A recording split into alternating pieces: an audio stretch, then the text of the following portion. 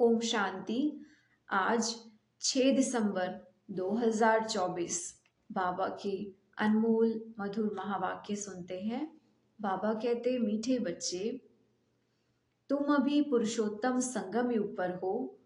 तुम्हें यहाँ रहते नई दुनिया को याद करना है और आत्मा को पावन बनाना है। आज का प्रश्न है, बाप ने तुम्हें ऐसी कौन सी समझ दी है जिससे बुद्धि का ताला खुल गया?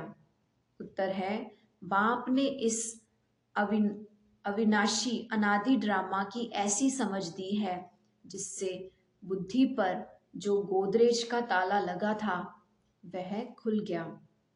पत्थर बुद्धि से पारस बुद्धि बन गए। बाप ने समझ दी है कि इस ड्रामा में हर एक एक्टर का अपना अपना अनादि पाठ है। जिसने कल्प पहले जितना पढ़ा है वह अभी ही पढ़ेंगे, पुरुषार्थ कर अपना वर्षा लेंगे। ओम शांति। रूहानी बच्चों प्रति रूहानी बाप बैठ सिखलाते हैं। जब से बाप बना है तब से ही टीचर भी है, तब से ही फिर सतगुरु के रूप में शिक्षा दे रहे हैं। ये तो बच्चे समझते ही हैं, जबकि वह बाप टीचर गुरु है तो छोटा बच्चा तो नहीं है। ऊंचते ऊंच बड़ेते बड़ा है। बाप जानते हैं ये सब मेरे बच्चे हैं। ड्रामा प्लान अनुसार पुकारा भी है कि आकर हमको पावन दुनिया में ले चलो, परंतु समझते कुछ नहीं है। अभी तुम समझते हो पावन दुनिया सतयुग को और पतित दुनिया कलयुग को कहा जाता है। कहते भी हैं, आकर के हमको रावण की जेल से लिबरेट कर, दुखों से छुड़ाकर अपने शांति धाम और सुख धाम में ले चलो। नाम दोनों अच्छे हैं, मुक्ति जीवन मुक्ति व शांति धाम सुख धाम। सिवाय तुम बच्चों के और कोई की बुद्धि में नहीं है।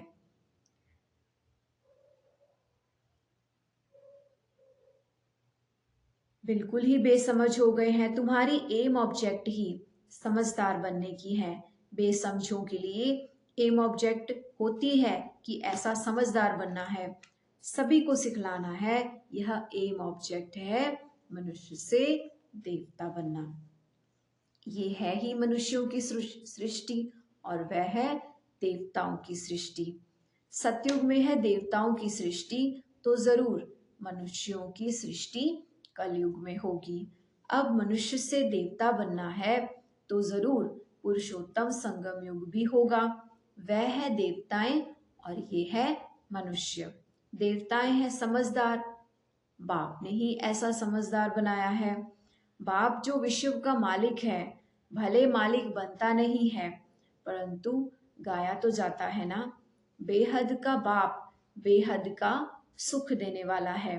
बेहद का सुख होता ही है नई दुनिया में और बेहद का दुख होता है पुरानी दुनिया में।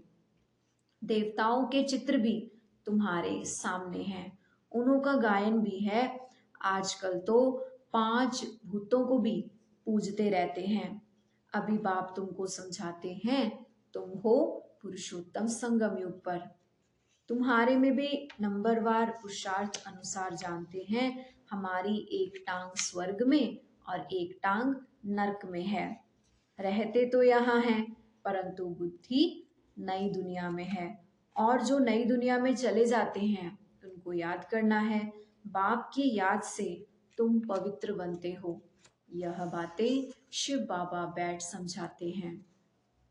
शिव जयंती मनाते तो जरूर हैं, परंतु शिव बाबा कब आए, क्या कर गए, किसी को पता ही नहीं।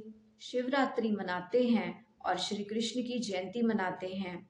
वही अक्षर जो श्री कृष्ण के लिए कहते वह शिव बाबा के लिए तो नहीं कहेंगे, इसलिए उनको फिर शिव रात्रि कहते हैं।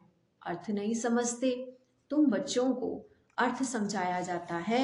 अथाह दुख है कलयुग में, फिर अथाह सुख होगा सतयुग में। यह तुम बच्चों को अभी ज्ञान मिला है। तुम आदि मध्य अंत को जानते हो। जिन्होंने कल्प पहले पढ़ा है वही अब पढ़ेंगे। जिसने जो पुरुषार्थ किया होगा वही करने लग पड़ेंगे और ऐसा ही पद पाएंगे। तुम्हारी बुद्धि में पूरा चक्र है, तुम ही ऊंचते ऊंच पद पाते हो, फिर तुम उतरते भी ऐसे हो। बाप ने समझाया है, यह जो भी मनुष्य की आत्माएं हैं, माला है ना, सब नंबरवार हैं। हर एक एक्टर को अपना अपना पार्ट मिला हुआ है। किस समय किसको क्या पार्ट बजाना है, यह अनादि बना बनाया ड्रामा है जो बाप बैठ समझाते हैं। ये जो तुमको बाप समझाते हैं वह अपने भाइयों को समझाना है। तुम्हारी बुद्धि में है कि हर 5,000 वर्ष बाद बाप आकर हमको समझाते हैं। हम फिर भाइयों को समझाते हैं। भाई भाई आत्मा के संबंध में हैं। बाप कहते हैं, इस समय तुम अपने को अशरीरी समझो। आत्मा को ही अपने बाप को याद करना है पावन बनने के लिए। आत्मा पवित्र बनती है तो शरीर भी पवित्र मिलता है। आत्मा अपवित्र तो जेवर भी अपवित्र, नंबरवार तो होते ही हैं। फीचर्स एक्टिविटी एक ना मिले दूसरे से, नंबरवार सब अपना अपना पार्ट बजाते हैं। फर्क नहीं पड़ सकता। नाटक में वही सीन देखेंगे जो कल देखी होगी, वही रिपीट होगी।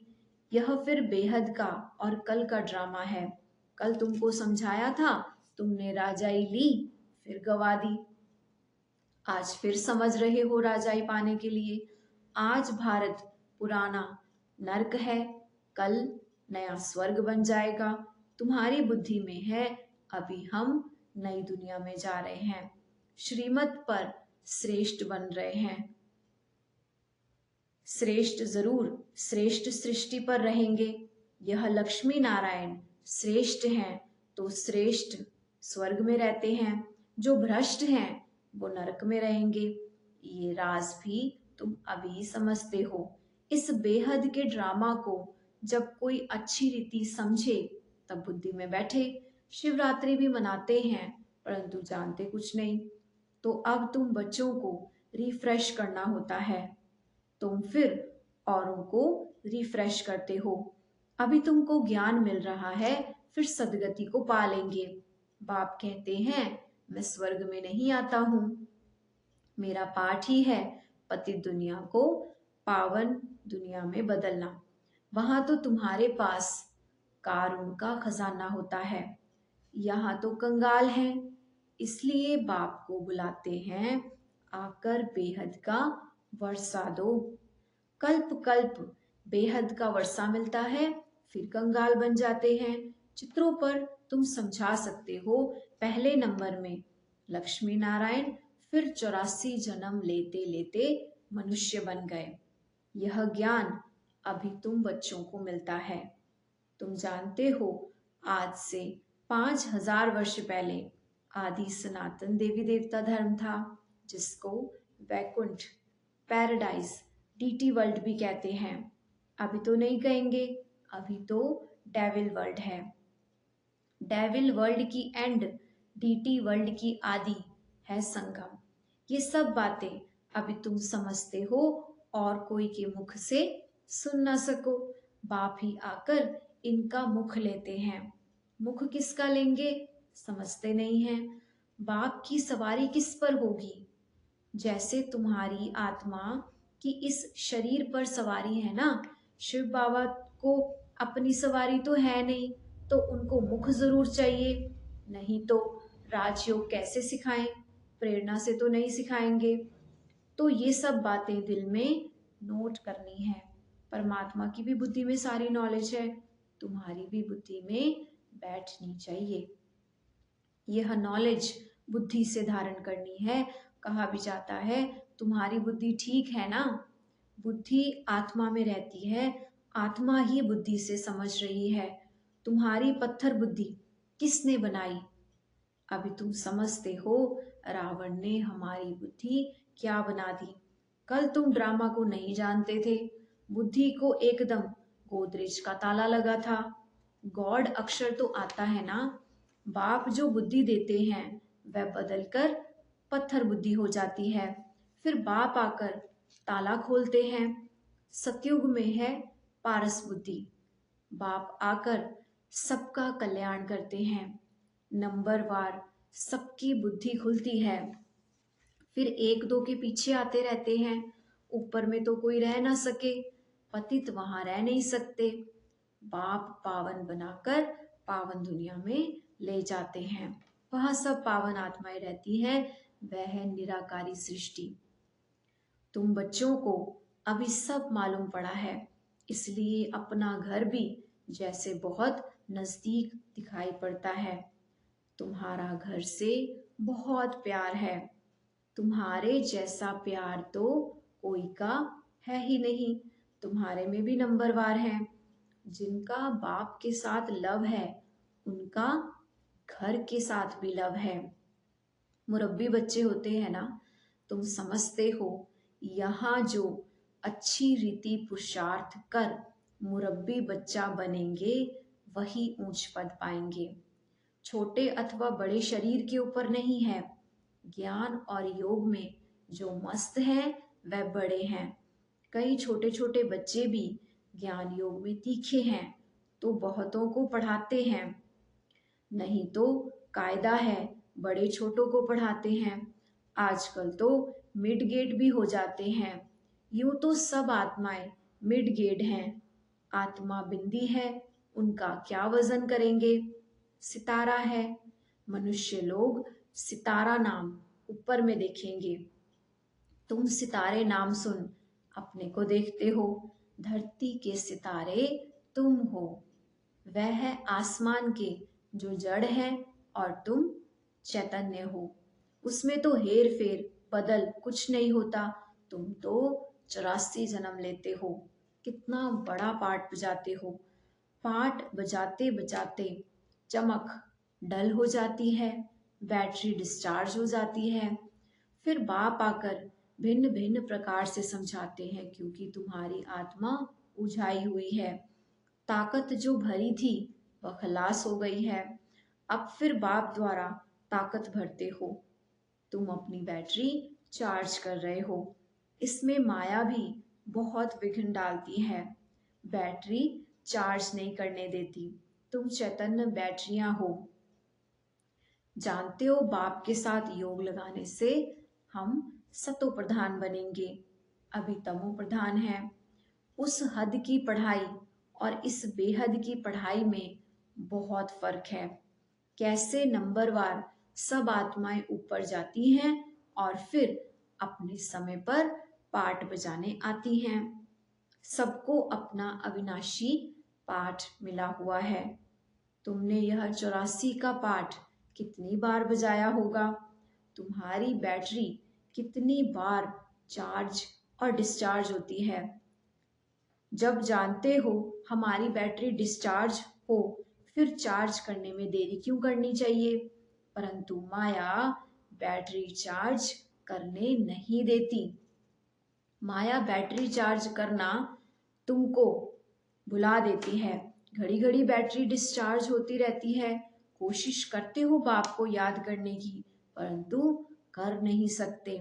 तुम्हारे में जो बैटरी चार्ज कर सतो प्रधान तक नजदीक आते हैं, उनसे भी कभी कभी माया गफलत कराए बैटरी डिस्चार्ज करा देती है। यह पिछाड़ी तक होता ही रहेगा। फिर जब लड़ाई का अंत होता है तो सब खत्म हो जाते हैं। फिर जिसकी जितनी बैटरी चार्ज हुई होगी उस अनुसार पद पालेंगे। सभी आत्माएं बाप के बच्चे हैं। बाप ही आकर सबकी बैटरी चार्ज कराते हैं। खेल कैसा वंडरफुल बना हुआ है। बाप के साथ योग लगाने से घड़ी घड़ी हट जाते हैं तो कितना नुकसान होता है। ना हटे उसके लिए पुरुषार्थ कराया जाता है। पुरुषार्थ करते करते जब समाप्ति होती है तो फिर नंबरवार पुरुषार्थ अनुसार तुम्हारा पाठ पूरा होता है। जैसे कल्प कल्प होता है, आत्माओं की माला बनती है। तुम बच्चे जानते हो रुद्राक्ष की माला है विष्णु की भी माला है। पहले नंबर में तो उनकी माला रखेंगे ना। बाप दैवी दुनिया रचते हैं। जैसे रुद्र माला है वैसे रुंड माला है। ब्राह्मणों की माला अभी नहीं बन सकेगी, बदली सदली होती रहेगी। फाइनल तब होंगे जब रुद्रमाला बनेगी। यह ब्राह्मणों की भी माला है परंतु इस समय नहीं बन सकती। वास्तव में प्रजापिता ब्रह्मा की सब संतान हैं। शिव बाबा के संतान की भी माला है, विष्णु की भी माला कहेंगे। तुम ब्राह्मण बनते हो तो ब्रह्मा की और शिव की भी माला चाहिए। यह सारा ज्ञान तुम्हारी बुद्धि में नंबरवार है। सुनते तो सभी हैं परंतु कोई का उस समय ही कानों से निकल जाता है, सुनते ही नहीं। कोई तो पढ़ते ही नहीं, उनको पता ही नहीं भगवान पढ़ाने आए हैं। पढ़ते ही नहीं हैं। ये पढ़ाई तो कितनी खुशी से पढ़नी चाहिए। अच्छा, मीठे मीठे सिक्के लदे बच्चों प्रति माता पिता बाप दादा का याद प्यार और गुड मॉर्निंग। रूहानी बाप की रूहानी बच्चों को नमस्ते। हम रूहानी बच्चों की रूहानी बाप दादा को नमस्ते जी, गुड मॉर्निंग बाबा। धारणा के लिए मुख्य सार है, याद की यात्रा से आत्मा रूपी बैटरी को चार्ज कर सतो प्रधान तक पहुंचना है। ऐसी कोई गफलत नहीं करनी है जो बैटरी डिस्चार्ज हो जाए। मुरब्बी बच्चा बनने के लिए पाप के साथ साथ घर से भी लव रखना है। ज्ञान और योग में मस्त बनना है। बाप जो समझाते हैं वह अपने भाइयों को भी समझाना है। आज का वरदान है, एक बाप को अपना संसार बनाकर सदा एक की आकर्षण में रहने वाले कर्म बंधन मुक्त भव। एक बाप को अपना संसार बनाकर सदा एक की आकर्षण में रहने वाले कर्म बंधन मुक्त भव। वरदान का डिटेल है, सदा इसी अनुभव में रहो कि एक बाप दूसरा ना कोई, बस एक बाबा ही संसार है और कोई आकर्षण नहीं, कोई कर्म बंधन नहीं। अपने किसी कमजोर संस्कार का भी बंधन ना हो। जो किसी पर मेरेपन का अधिकार रखते हैं उन्हें क्रोध या अभिमान आता है, यह भी कर्म बंधन है। लेकिन जब बाबा ही मेरा संसार है, यह स्मृति रहती है तो सब मेरा मेरा एक मेरे बाबा में समा जाता है और कर्म बंधनों से सहज ही मुक्त हो जाते हैं। आज का स्लोगन है, महान आत्मा वह है जिसकी दृष्टि और वृत्ति बेहद की है। महान आत्मा वह है जिसकी दृष्टि और वृत्ति बेहद की है। ओम शांति।